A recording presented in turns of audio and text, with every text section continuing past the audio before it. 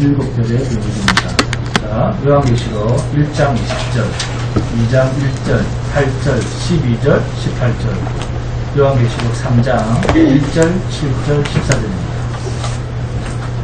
자, 다 찾았습니까? 자, 함께 공독하도록 하겠습니다. 시작. 내가 본 것은 내 오른손에 일곱 별의 비밀과 또 일곱 금촛대라. 일곱 별은 일곱 교회의 사자여, 일곱 촛대는 일곱 교인이라. 에베소 교회의 사자에게 편지하라. 오른손에 있는 일곱 별을 붙잡고 일곱 금촛대 사이를 거리시는 이가 이르시되, 서머나 교회의 사자에게 편지하라. 처음이요 마지막이요 죽었다가 살아나신 이가 이르시되, 버가모 교회의 사자에게 편지하라. 좌우에 날선 금을 가지신 이가 이르시되, 두아디라 교회의 사자에게 편지하라. 그 눈이 불꽃 같고 그 발이 빛난 주석과 같은 하나님의 아들이 이르시되, 3장 1절입니다. 사대 교회의 사자에게 편지하라. 하나님의 일곱 영과 일곱 별을 가지신 이가 이르시되, 내가 내 행위를 아노니 내가 살았다는 이름은 가졌으나 죽은 자로다. 빌라델비아 교회의 사자에게 편지하라. 거룩하고 진실하사 다윗의 열쇠를 가지신 이 곧 열매 닫을 사람이 없고 닫으면 열 사람이 없는 그가 이르시되, 라오디게아 교회의 사자에게 편지하라. 아멘이시오 충성되고 참된 증인이시오 하나님의 창조의 근원이신 이가 이르시되, 아멘. 교회에 하는 편지들이죠. 교회는 성부 하나님과 성자 하나님과 성령 하나님에 대해서 붙들려 있는 존재입니다. 그래서 세상에 어떠한 형편과 환경에 몰려서 죽음에 이른다 해도 우리를 붙들고 계시는 하나님 편에서는 망할 수가 없는 게 교회입니다. 예수 그리스도의 계시라, 비밀이라는 말입니다. 그러면 예수님의 비밀이라는 뭡니까? 주님의 피로 사신 교회는 실제적으로 나중에 세상에서 죽임을 당합니다. 그러면 이보다 더한 실패가 없고 이보다 더 망한 건 없습니다. 그런데 그런 것 가지고 망했다 하지 마라. 그런 것으로 실패했다 하지 마라. 그 말입니다. 여러분, 본문 2장 1절에 오른손에 있는 일곱 별을 붙잡고 주님이 붙들고 계시는 일곱 별에 대한 의미를 모르면 요한계시록 2장, 3장에 등장하는 일곱 교회가 어떨 때는 망할 수가 있고 하나님 앞에서 내치심을 당할 수 있는 것처럼 오해를 할 수가 있습니다. 일곱 교회, 무슨 교회의 사자에게 편지하라? 어떤 교회의 사자에게 편지를 하라고 하는데 그 사자가 뭔지를 잘 보세요. 요한계시록 1장 20절입니다. 함께 공부합니다. 내가 본 것은 내 오른손에 일곱 별의 비밀과 또 일곱 금촛대라. 일곱 별은 일곱 교회의 사자여, 일곱 촛대는 일곱 교회니라. 일곱 별이 뭡니까? 일곱 교회의 사자입니다.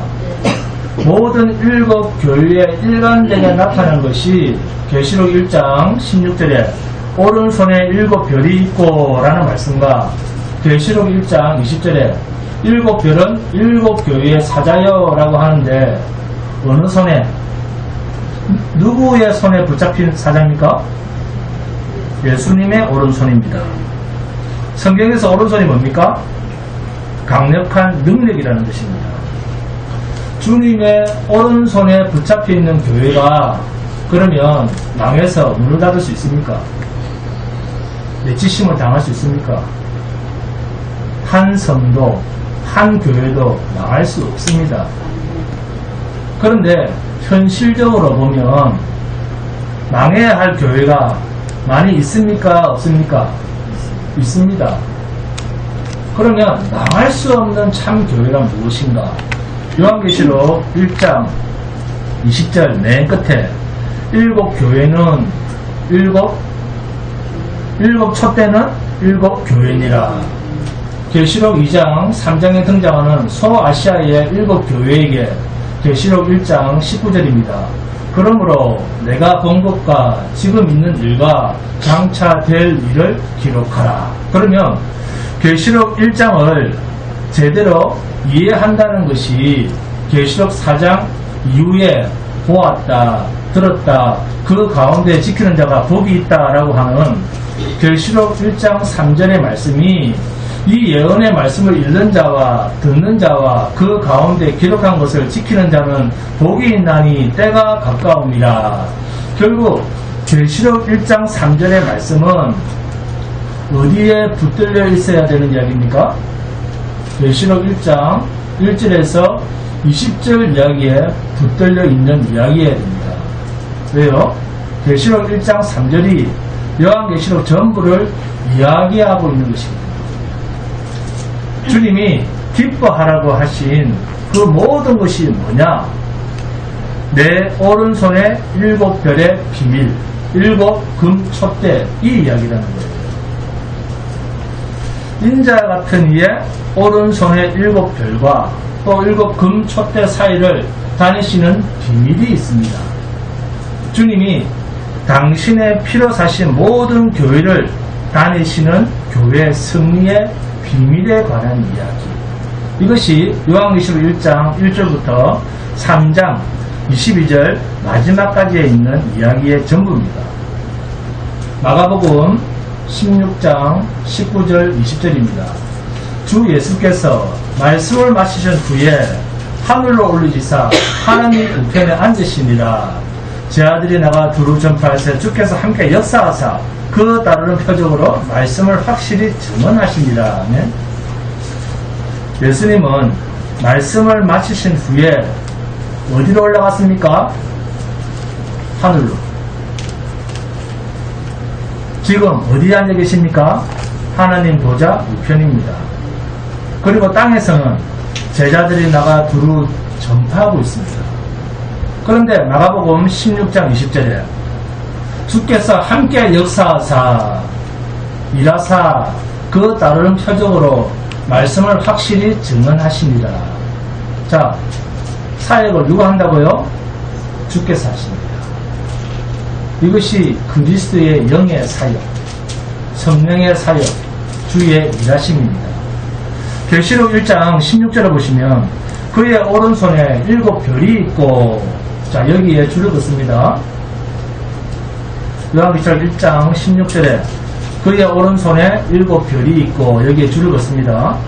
그리고 본문 20절에는 내가 본 것은 내 오른손에 7별의 비밀, 여기도 줄을 긋습니다. 그러면 이 7별이 무엇을 상징하는 말인지 본문 20절에 그 다음 말을 보겠습니다. 20절에 7별은 7교회의 사자요 7 촛대는 7교회니라. 네? 방금 줄을 건 계시록 1장 16절과 20절을 7별은 7교회의 사자, 자, 여기에 서로 줄을 긋고 자, 연결을 시킵니다. 이렇게 7별의 의미를 설명하신 후에 계시록 2장 1절에서 뭐라고 합니까? 7별에 대한 설명을 다 하신 후에 자, 계시록 2장 1절에서 에베소 교회의 사자에게 편지하라 그러죠. 7별에 대한 교회에 대한 설명을 다 하신 후에 2장 1절에서 에베소 교회의 사자에게 편지하라 그럽니다. 그렇다면 이 말을 어떻게 바꿀 수 있습니까? 다시 바꾼다면 에베소 교회의 사자에게 편지하기를 이렇게 바꿀 수가 있죠. 네? 이렇게 바꾸면 같은 뜻이 됩니다. 에베소 교회의 사자는 앞에서 설명하기를 7별은 7교회의 사자라 했죠. 그런데 7교회의 사자 할 때 이 사자가 헬라어로 앙겔로스입니다. 천사, 사자라는 뜻입니다. 그런데 이 사자, 앙겔로스를 7교회의 목사에게 편지하노니 하면서 그 사자가 목사다, 내다 라고 주장하는 사람이 있는데 그런 자는 다 뭐다? 이단입니다. 그리고 성경은 사람마다 해석하는 게 다 다르다 이렇게 유혹하는 자도 이단입니다. 진리는 한 길밖에 없습니다.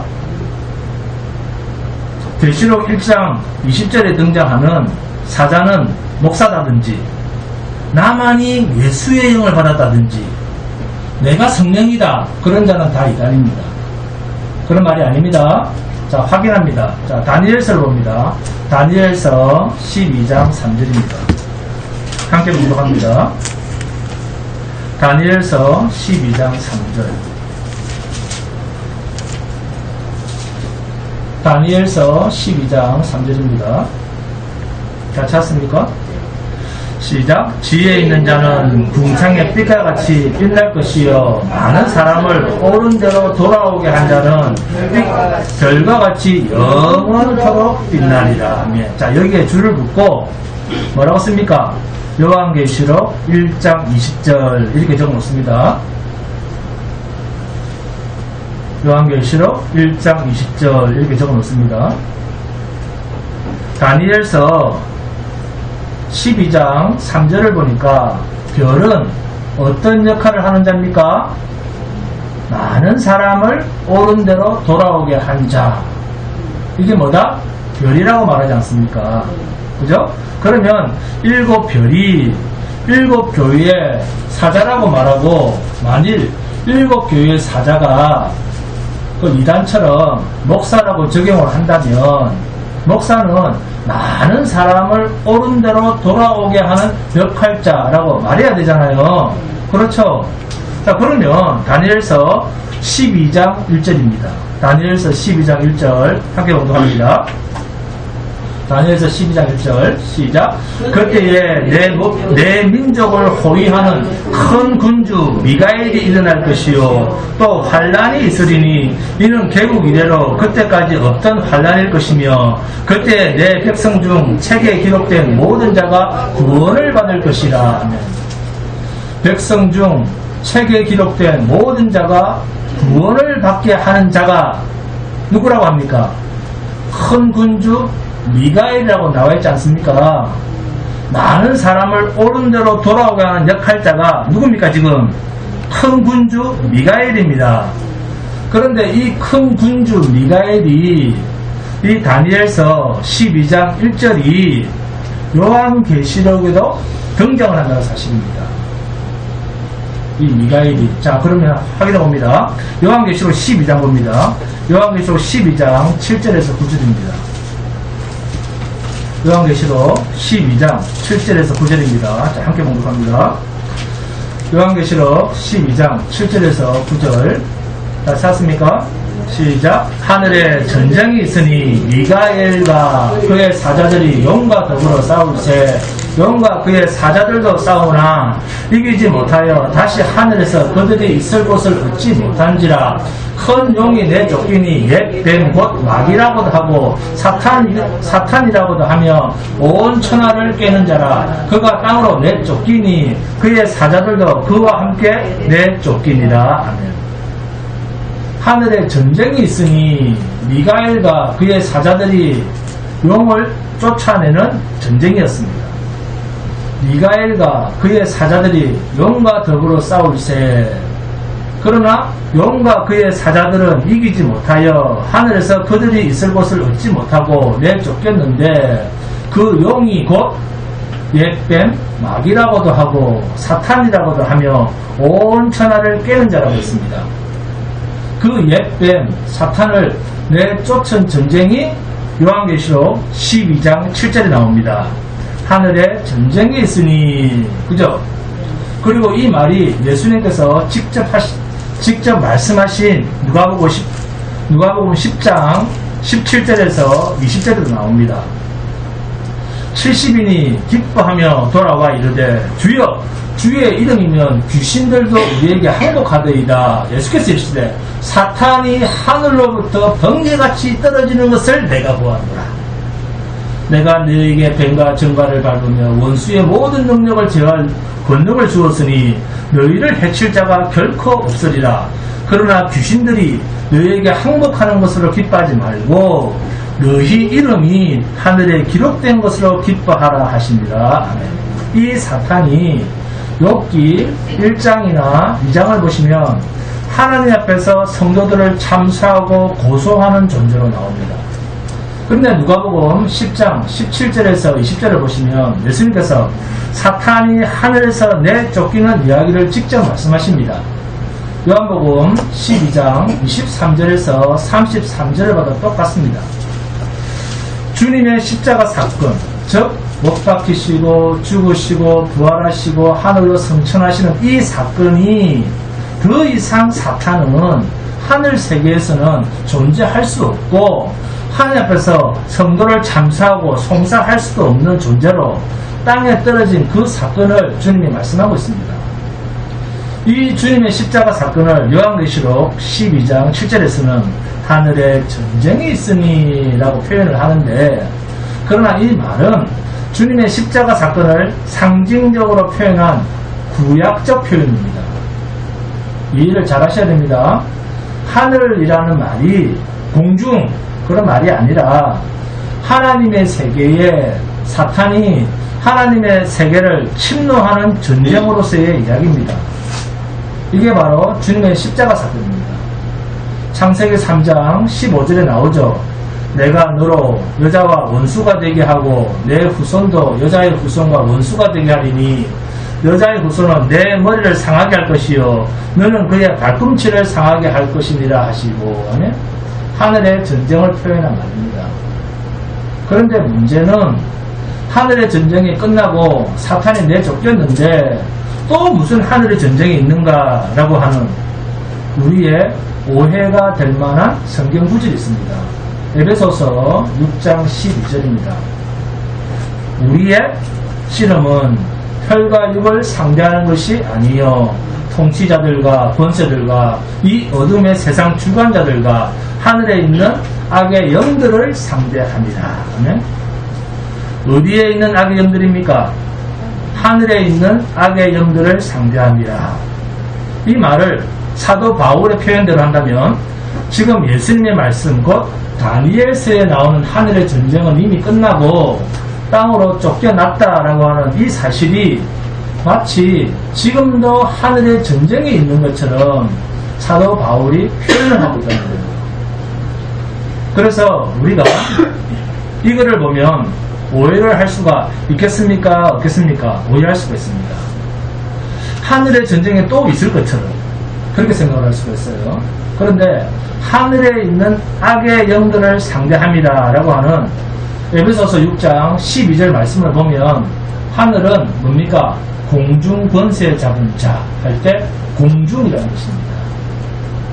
이때 하늘이라는 말은 하나님의 세계 그런 말이 아니고, 그러니까 하나님의 세계에서 사탄이 내쫓겨져서 이제는 거기에서는 어떻게 할 수가 없고, 또 주님의 십자가 사건으로 하늘의 전쟁은 이미 끝난 이야기입니다. 그들이 심판을 받았느니라 그렇게 표현하잖아요. 사탄이 쫓겨난 이후에도 세상 임금, 천지 만물 가운데서 임금 노릇을 하는 이 공중, 하늘, 이 피조 세계의 하늘은 여전히 아직도 마귀가 왕노릇을 하고 있다라고 하는 그런 의미에서 바울 사도가 하늘에 있는 악의 영들이라고 하는 표현을 쓰고 있는 거예요. 우리 잘 아셔야 됩니다. 여러분, 성경은 하나님께서 장차 이루실 일일지라도 하나님의 시간 개념은 피조물의 시간 개념처럼 과거나 현재나 미래를 한 선상에 두고 장차 있을 일은 과거에서는 절대로 말할 수 없는 것처럼 그렇게 사람들이 오해를 하는데 영원한 세계입니다. 하나님의 세계에서는 과거, 현재, 미래라고 하는 것이 의미가 있다 없다? 없습니다.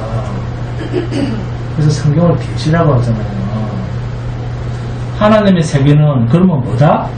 과거, 현재, 미래가 없으면 하나님의 세계는 뭡니까? 네?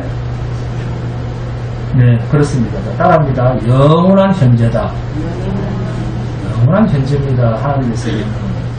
그래서 요한계시록 20장에 있는 새하늘과 새 땅은 이 세상을 창조하시는 천지창조 창세기 1장 1절 이전에 무시무종 시작도 없고 끝도 없는 하나님의 세계입니다. 즉 하나님에게는 새하늘과 새 땅이란 이미 완성된 나라다 그 말이에요. 완성된 나라. 아멘? 그러니까 베드로후서 3장 8절이 사랑하는 자들아 주께는 하루가 천년 같고 천년이 하루 같다는 이 한 가지를 잊지 말라. 인간의 시간 개념으로 하나님의 나라에 접근할 수 없다. 그 말 아닙니까? 지금도 예수님은 일하고 계십니까? 아니면 푹 쉬고 계십니까? 주님의 영으로 일하고 계십니다. 그러면 이러한 하늘의 전쟁이 어떻게 큰 군주 미가엘과 천사를 통해서 실현이 되는가 하는 거예요.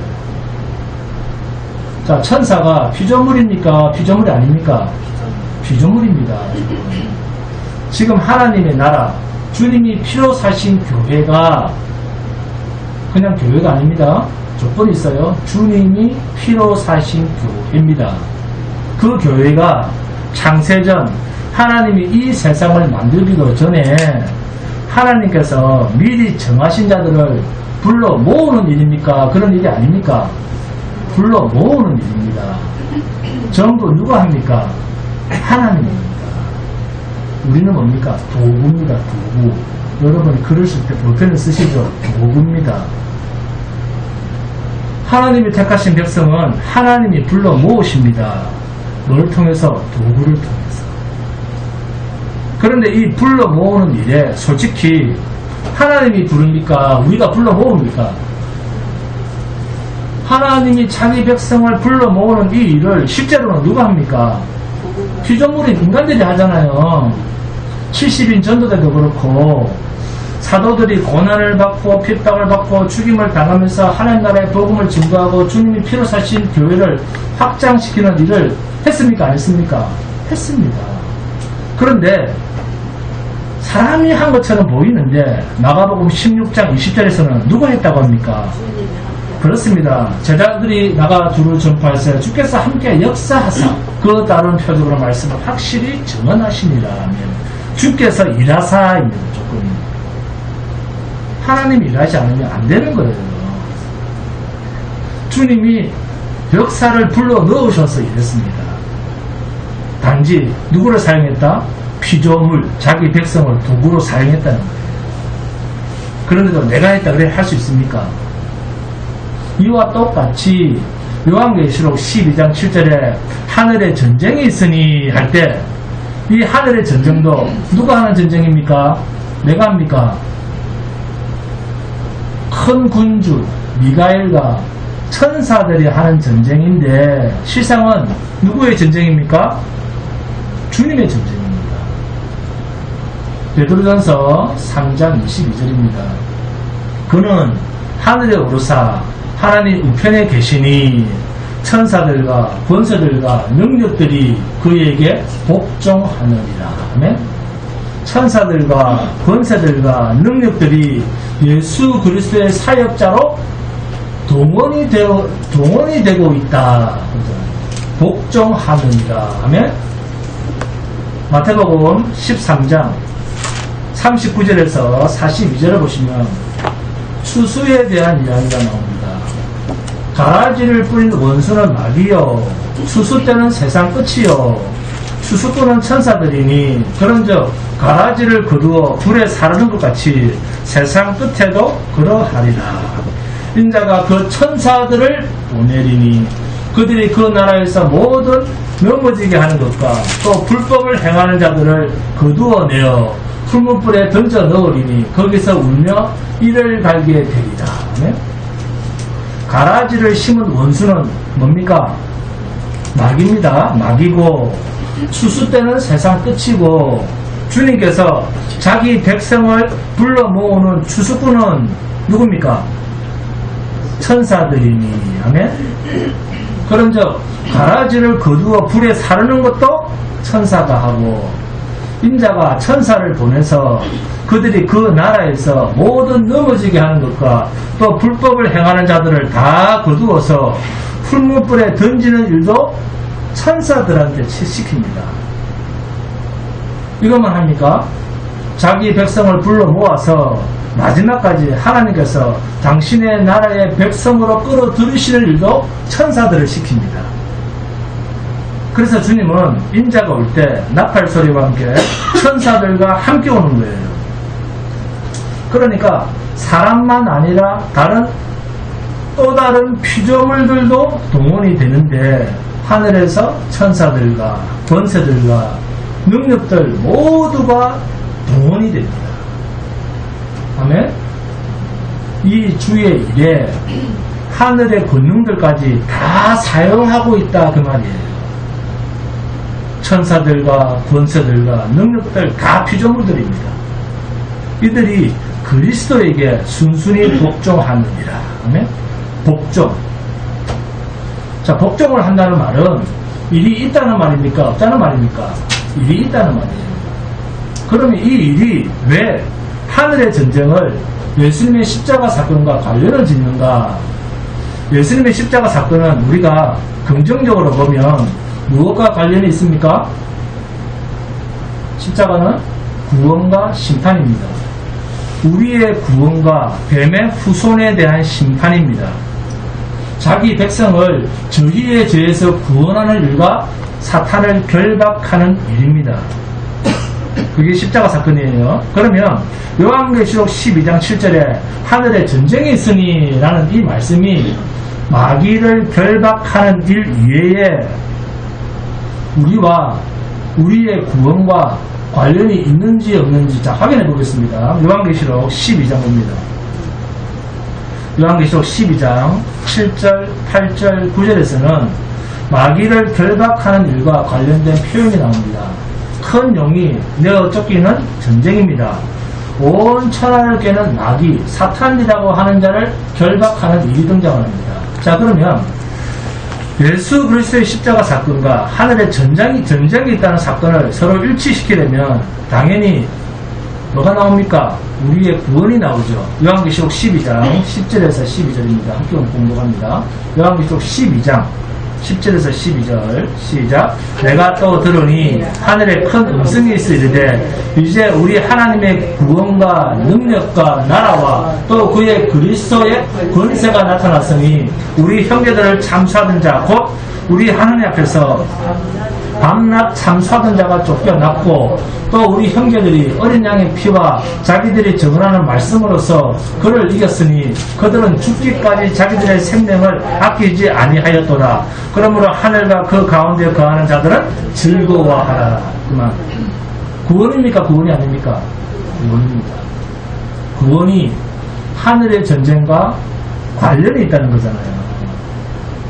그러니까 요한계시록 12장 7절에서 9절에 있는 하늘의 전쟁이 있으니 라고 말한 이 내용이 구약 다니엘서 12장 1절에서 예언을 하고 그때 내 민족을 호위하는 큰 군주 미가엘이 일어날 것이요 또 환란이 있으리니 이는 개국 이래로 그때까지 어떤 환란일 것이며 그때 내 백성 중 책에 기록된 모든 자가 구원을 받을 것이라 라고 하는 이 구약의 결론을 요한계시록 12장 10절부터 12절에서 구원의 종결로 풀어주고 있습니다. 무엇으로? 예수님의 십자가 사건과 부활과 승천과 다시 심판의 주로 오시는 이 모든 사건 전체가 주님의 사역이었던 겁니다.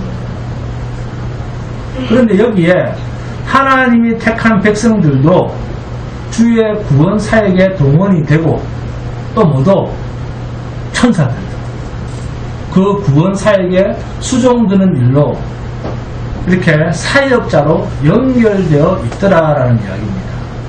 결국 요한계시록 12장 7절에 하늘의 전쟁이 있으니 라는 이 하늘의 전쟁은 그리스도께서 십자가에 죽으셨다가 다시 살아나심으로 승리하신 전쟁이고 그로 인해서 마귀는 결박을 당하고 주의 재림된 심판받아 영원한 불못에 들어갈 존재로 그리고 당신의 백성은 영원한 새하늘과 새 땅에 들어갈 때까지 주님의 오른손으로 완전히 붙들려 있는, 그러나 세상에서는 마치 죽을 것 같고 망한 것 같고 실패한 것 같아 보이는 모습으로 살지라도 성도는 주의 권능의 손에 붙잡혀서 영원한 새하늘과 새 땅으로 들어갈 존재로 존재하고 있다는 거예요. 할렐루야. 다니엘서 7장 24절에서 27절입니다. 함께 공독합니다. 다니엘서 7장 24절에서 27절. 주의 나를 위해 주님이 싸우고 천사가 시종 들고 하늘의 권세자들도 사역을 해서 이긴 승리. 그래서 나라를 접수하고 권세를 다시 회복을 했는데 이 승리의 결과물이 어디로 가는가 하는 겁니다. 이겼으면 승리의 결과물이 있을 거 아니에요. 그 결과물이 어디로 가는가? 근데 예수님도 아니고 천사도 아닙니다. 그러면 누구에로 가는가? 자, 다니엘서 7장 24절부터 시작. 그 열불은 그 나라에서 일어날 열왕이요 그 후에 또 하나가 일어나리니 그는 먼저 있던 자들과 다르고 또 새 왕을 복종시킬 것이며 그가 장차 지극히 높으신 이를 말미암아 대적하며 또 지극히 높으신 이의 성도를 괴롭게 할 것이며 그가 또 때와 법을 고치고자 할 것이며 성도들은 그의 손에 붙임바 되어 한 때와 두 때와 반 때를 지내리라. 그러나 심판이 시작되면 그는 권세를 빼앗기고 완전히 멸망할 것이요 나라와 권세와 온 천하 나라들의 위세가 지극히 높으신 이의 거룩한 백성에게 붙임바 되리니 그의 나라는 영원한 나라이라. 모든 권세 있는 자들이 다 그를 섬기며 복종하리라. 놀라운 말씀입니다. 나라와 권세가 누구에게 주어진다고요? 27절에 지극히 높으신 이의 거룩한 백성에게 붙임바 되리니. 우리랍니다. 우리 성도라고 합니다. 하늘의 전쟁의 그 승리의 영광이 성민 우리 성도에게로 돌아간답니다. 할렐루야. 마귀가 멸망당하면 회복한 나라와 권세가 지극히 높은 자에게 가야 되는데 그게 아니라 지극히 높으신 이의 거룩한 백성에게 붙임바 되리니. 아멘. 그의 나라는 영원한 나라이라. 모든 권세 있는 자들이 다 그를 섬기며 복종하리라. 아멘. 여러분이 그런 존재가 되는 거예요. 하나님 나라에 가면 예수 그리스도가 아니고 예수 그리스도가 택하신 구원받은 백성들에게로 돌아간다. 아멘. 그러니까 하늘의 전쟁은 예수님의 주된 싸움이었는데 그런데 그 안에서 구원받은 교회가 이 하늘의 싸움에서 대적들과 싸우는 실체가 되어 있는 거예요. 그러면 교회의 이끌어로 누구? 교회의 이끌어로는 예수 그리스도입니다. 그렇다면 에베소 교회가 망할 수 있습니까? 교회의 이끌어로 예수인데 에베소 교회가 망할 수 있어요. 주님 키워 사신 교회인데 서머나 교회 망할 수 있습니까? 대답 소리가 안 나옵니까? 망합니까?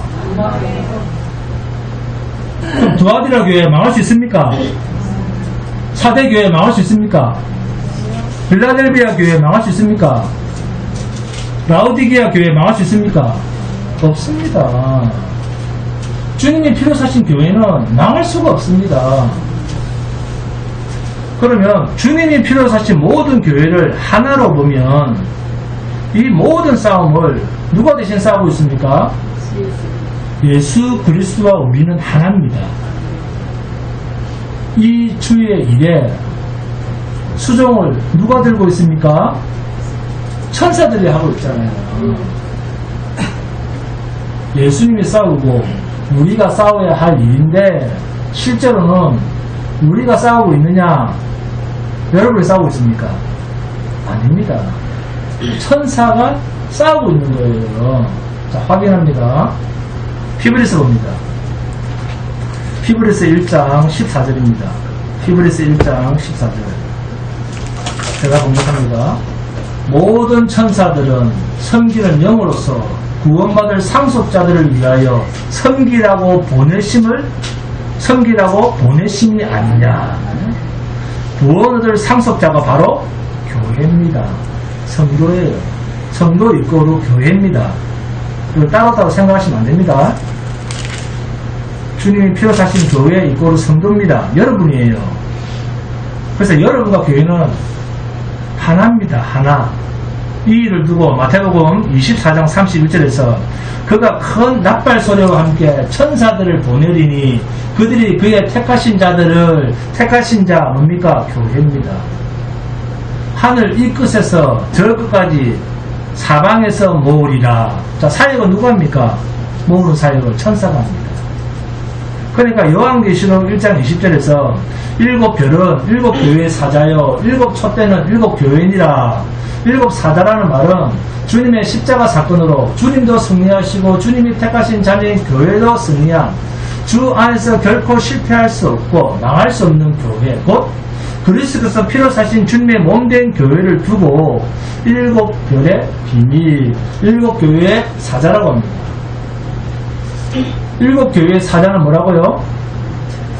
주님이 피로 사신 교회, 절대로 사탄에게 패할 수 없고 망할 수도 없는 교회다 그 말입니다. 그러면 과연 교회는 마귀에게 패할 수 없는 존재인가? 자, 확인합니다. 마태복음 봅니다. 마태복음 16장 18절에서 21절입니다. 함께 공부합니다. 마태복음 16장 18절에서 21절입니다. 마태복음 16장 18절부터 시작. 또 내가 내게 이르노니 너는 베드로라. 내가 이 반석 위에 내 교회를 세우리니 음부의 권세가 이기지 못하리라. 그만. 뭐가 이기지 못한다고요? 음부의 권세가. 마귀가 절대로 이기지 못하는 것이 주님의 피로 사신 교회입니다. 자, 19절 시작. 내가 천국 열쇠를 내게 주리니 내가 땅에서 무엇이든지 내면 하늘에서도 낼 것이요 내가 땅에서 무엇이든지 풀면 하늘에서도 풀리리라 하시고 이에 제자들에게 경고하사 자기가 그리스도인 것을 아무에게도 이르지 말라 하시니라. 이때로부터 예수 그리스도께서 자기가 예루살렘에 올라가 장로들과 대제사장들과 세관들에게 많은 고난을 받고 죽임을 당하고 제3일에 살아나야 할 것을 제자들에게 비로소 나타내시니. 음부의 권세가 이기지 못하는 교회는 주님의 십자가 사건으로 그 모든 것이 성취되어진다는 그 말입니다. 그런데 그 일을 전부 누가 한다? 주님을 섬기며 복종하는 천사들과 모든 권세자들이 대신하고 있다. 왜? 왜요? 천사는 처음부터 하나님 나라의 아들들이 부리는 영이거든요.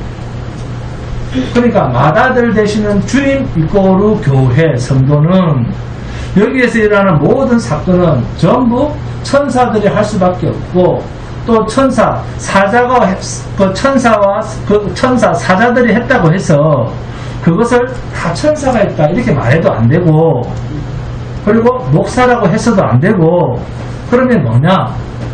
주님과 함께하는 주님이 피로 사신 주님의 몸된 교회가 쌓은 승리의 결과다 그 말이에요.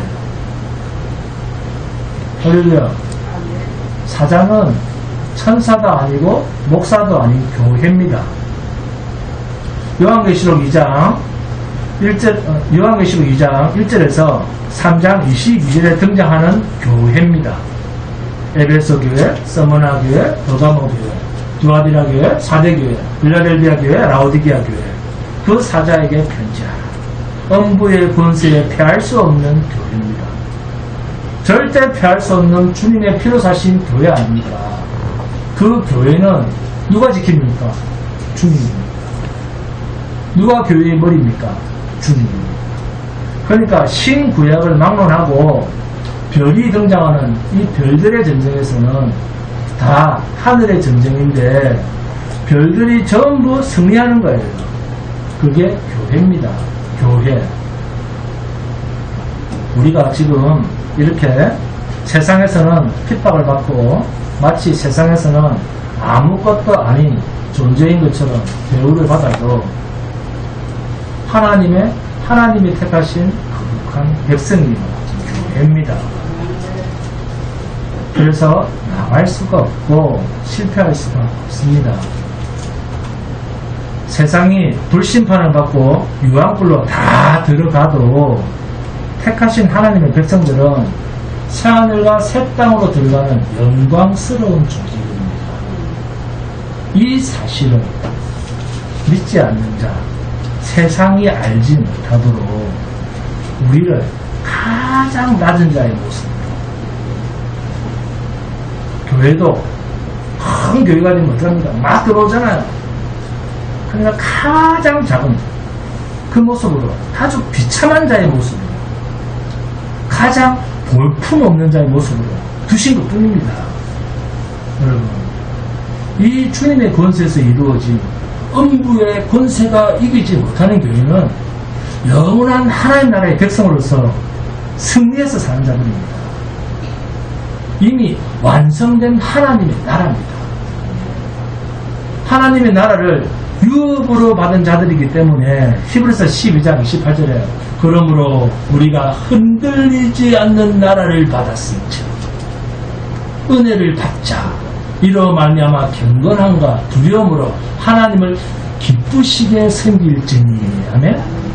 어떻게 이 세상에서 고난받는 교회가 기쁨을 가지고, 내가 혼자도 힘든데 어떻게 기쁨을 가지고 하나님을 섬길 수 있겠습니까?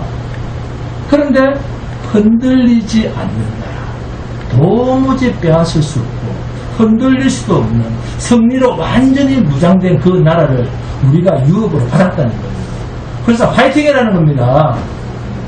이런 흔들릴 수 없는 하나님의 나라를 받은 자들이 어떻게 세상께 조금 없다고, 세상에서 조금 어려움을 당했다고 사시나무 흔들리게 들들들들 울고 떨었어야 되겠습니까?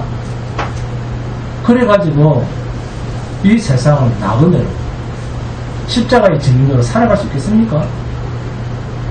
병이든 뭐든 담대하시기 바랍니다. 증인이라는 말은 예수님과 같은 모습으로 사는 자다 그 말이에요. 하늘의 뜻이 하늘에서 이루어진 것처럼 땅에서도 이루어지다. 내게서도 이루어지기를 원하나이다. 이 기도를 쉬지 않고 하는 자가 쓴 겁니다. 그래서 삼층천까지 다녀온 하나님의 세계까지 입신해서 갔다 온 바울 사도가 골로새서 3장 1절과 2절에서 그러므로 너희가 그리스도와 함께 다시 살리심을 받았으며 위의 것을 찾으라. 거기는 그리스도께서 하나님 우편에 앉아 계시느니라.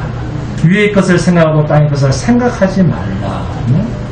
세상에서의 우리의 생명은 기껏해야 100년입니다. 무두설라는 969년을 살았습니다. 우리보다 몇 배? 10배나 긴 그 긴 세월도 이 세상 자체는 의미가 없다는 거예요. 이 세상 자체는 의미가 없어서 무두셀라가 969년을 살아도 그가 어떻게 살았는가를 성경은 한 줄도 기록해주지 않습니다. 오히려 무두셀라 969년을 살고 죽은 날이 노아의 홍수가 시작된 날입니다. 하나님이 택한 백성이 이 세상에서 1000년 가까이를 살아도 세상에서 그들이 무슨 사소한 일을 했는지, 무슨 큰 업적을 쌓았는지 성경은 기록해주지 않습니다. 왜요? 본향이 의미가 있기 때문에. 아멘? 흔들리지 않는다. 그게 우리의 본향입니다. 우리를 세상이 볼 때는 에이 그렇지 죽은 자고 같구만 그렇게 말을 해도 하나님의 나라에서는 영원히 산 자, 영원히 이긴 자입니다. 그러니 세상을 등지며 울고 힘들어하지 마시고 오히려 세상을 정면으로 바라보면서 감격의 웃음, 하늘의 웃음, 넉넉한 믿음으로 세상을 이기고 사는 복된 성도가 되시기를 주님으로 축원드립니다. 그럼 찬송합니다. 찬송가 54번입니다.